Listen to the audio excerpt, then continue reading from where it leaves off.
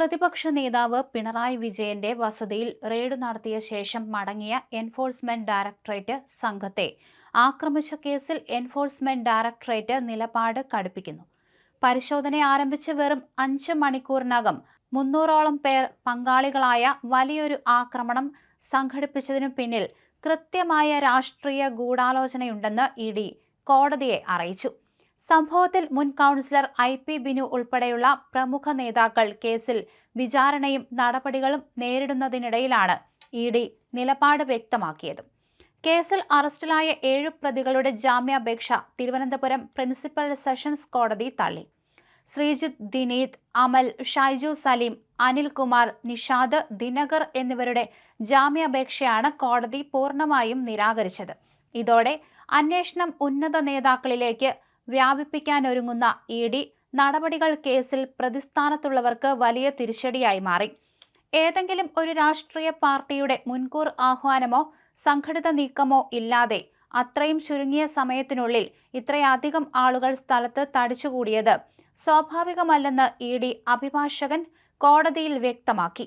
ഈ ഗൂഢാലോചനയും മുൻകൂട്ടി തയ്യാറാക്കിയ പദ്ധതികളും കൃത്യമായി അന്വേഷണ പരിധിയിൽ വരുമെന്നും ഇഡി കോടതിയെ ധരിപ്പിച്ചു.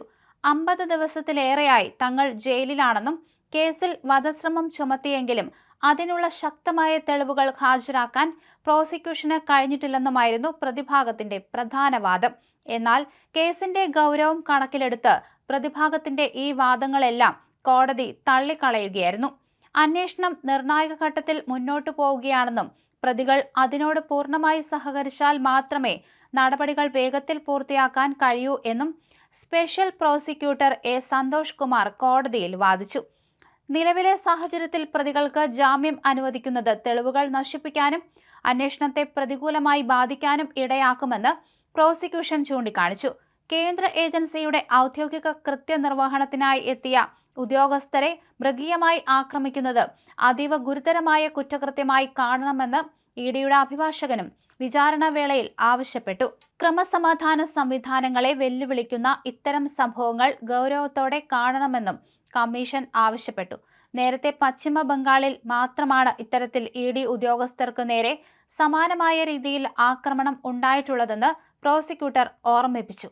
ബംഗാളിലെ സംഭവത്തിൽ ഉൾപ്പെട്ട ഉന്നത രാഷ്ട്രീയ നേതാവ് ഇപ്പോഴും ജയിലിലാണെന്ന കാര്യം ചൂണ്ടിക്കാണിച്ചാണ് പ്രോസിക്യൂട്ടർ കേസിന്റെ ഗൗരവം സെഷൻസ് കോടതിയുടെ ശ്രദ്ധയിൽപ്പെടുത്തിയത്. പെടുന്നനെ ആളുകളെ സംഘടിപ്പിച്ചതും ആക്രമണം അഴിച്ചുവിട്ടതും കേവലം ഒരു പ്രതിഷേധമല്ലെന്നും കൃത്യമായി ആസൂത്രണം ചെയ്ത് നടപ്പിലാക്കിയതാണെന്നാണ് അന്വേഷണ സംഘത്തിന്റെ കണ്ടെത്തൽ. പ്രാദേശിക നേതാക്കളുടെ നിർദ്ദേശപ്രകാരമാണ് അക്രമികൾ തടിച്ചുകൂടിയതെന്ന നിഗമനത്തിലാണ് അന്വേഷണ സംഘം എത്തി നിൽക്കുന്നത്. IP ബിനുവും കൂട്ടരും കേസിൽ നേരിട്ട് ഉൾപ്പെട്ടിട്ടുണ്ടെന്ന നിഗമനം ശക്തിപ്പെട്ടതോടെ വരും ദിവസങ്ങളിൽ കൂടുതൽ പ്രമുഖർ ചോദ്യം ചെയ്യലിന് വിധേയരായേക്കും.